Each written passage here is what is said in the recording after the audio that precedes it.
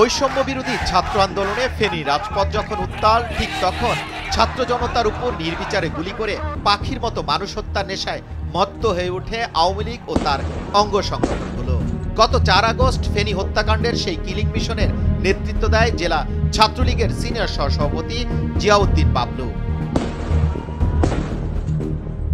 ছাত্র জনতার আন্দোলনকে দমন করতে সেই দিন ছাত্রলীগের গুলিতে নিহত হয়েছেন 17 বছরের শিশু থেকে 25 বছরের টকবকে তরুণ। মুহূর্তে ঝরে যায় হাজারো সম্ভাবনা তাজা প্রাণগুলো। সেই দিন প্রথম সংঘর্ষে গুলিবিদ্ধ হয়ে অন্তত 8 জনের মৃত্যুর বিষয় নিশ্চিত হওয়া গেছে। ভিডিওতে দেখা যায় গত 4 আগস্টের ঘটনায় বন্দুক হাতে হত্যা মিশনের সামনে থেকে নেতৃত্ব দেয় জেলা ছাত্রলীগের সিনিয়র সহসভাপতি জিয়াউদ্দিন বাবলু।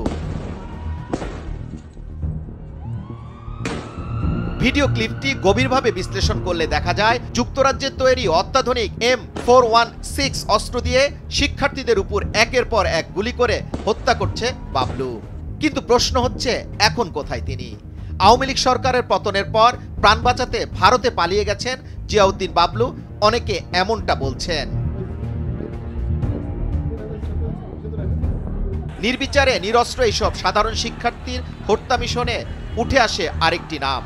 তিনি হলেন কাজিরবাগ ইউনিয়ন ছাত্রলীগের সাধারণ সম্পাদক ইমরান হোসেন।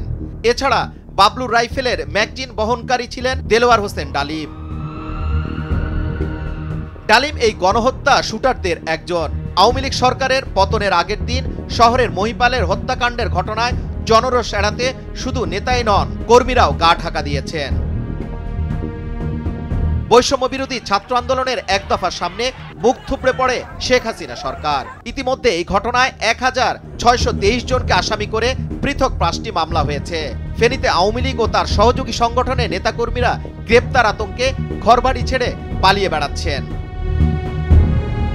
গত 4 আগস্টের গুলিবর্ষণের ভিডিও ক্লিপটি সামাজিক যোগাযোগ মাধ্যমে ছড়িয়ে পড়লে নেতাকর্মীরা আত্মগোপনে যান।